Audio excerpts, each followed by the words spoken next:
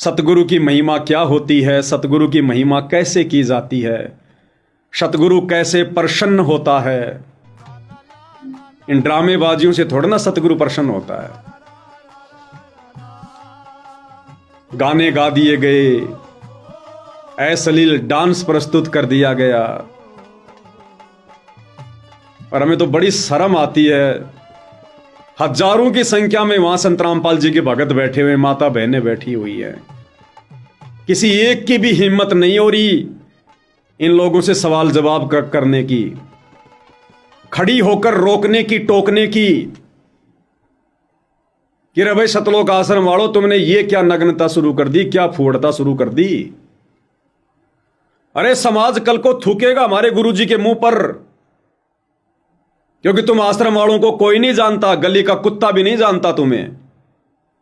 यह कार्यक्रम हमारे गुरुजी के नाम पर हो रहा है, कल को दुनिया थूकेगी हमारे गुरुजी के नाम पर कि संत रामपाल जी ने भी यह नंगा नाच शुरू करवा दिया।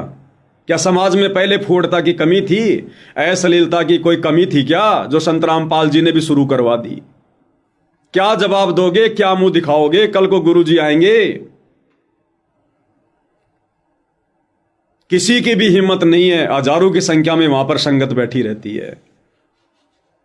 यह कारण क्या है भाई और बहनों, पता आपको? संगत को यह सब बहुत अच्छा लग रहा है। क्यों? क्योंकि संगत को धीरे धीरे धीरे धीरे इसी दिन के लिए काल ने आश्रम वालों से तैयार करवाया था। मीठा जहर खिला खिला के, मीठा जहर खिला खिला के शुरू में जाट आरक्षण में बैठाया, संगत को आदत डाल दी। उसके बाद राजस्थान के गैंगस्टर आनंदपाल सिंह की सीबीआई जांच का समर्थन करवाया, उनकी रैलियों में बैठाया। संगत को धीरे धीरे आदत पड़ गई घूमने फिरने की, मनोरंजन की। फिर कभी राम मंदिर में भंडारा लगा रहे हैं, फिर कभी कोई रैली निकाल रहे हैं, कभी परशुराम की जयंती में जा रहे हैं, कभी कबीर पंथियों की जयंती में जा रहे हैं, कभी मुख्यमंत्री की रैलियों में जा रहे हैं, कभी प्रधानमंत्री की रैली में जा रहे हैं। संगत को ये मीठा जहर धीरे धीरे खिलाया गया, धीरे धीरे। और जब संगत ने कोई ऑब्जेक्शन नहीं किया तो काल प्रेरणा से सतलोक आश्रम वालों की, गुरुदेव के कलयुगी परिवार वालों की हिम्मत बढ़ती चली गई। और आज देख लो, संगत की नादानी ने और आश्रम वालों की काल प्रेरणा ने संत रामपाल जी के सत्संग में लड़कियों से नाच तक करवा दिया।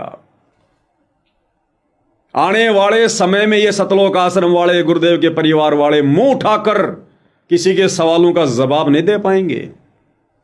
ये झूठा मान सम्मान है, ये फोटो का मान सम्मान है। ये मार्ग सतगुरु रामपाल जी का इन सतलोक आश्रम वालों की तरफ से तो पाताल में जा चुका है। लेकिन परमात्मा भाई परमात्मा है, मालिक को पता था सब कुछ होगा।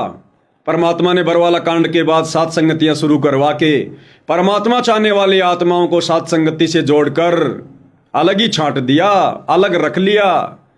जैसे किसान जब खेत से अनाज निकाल कर लाता है तो अगले वर्ष के लिए बीज अलग से निकाल के रख लेता है। वो बीज को छुपा के रखता है, क्योंकि बीज से फिर नई फसल तैयार करनी होती है।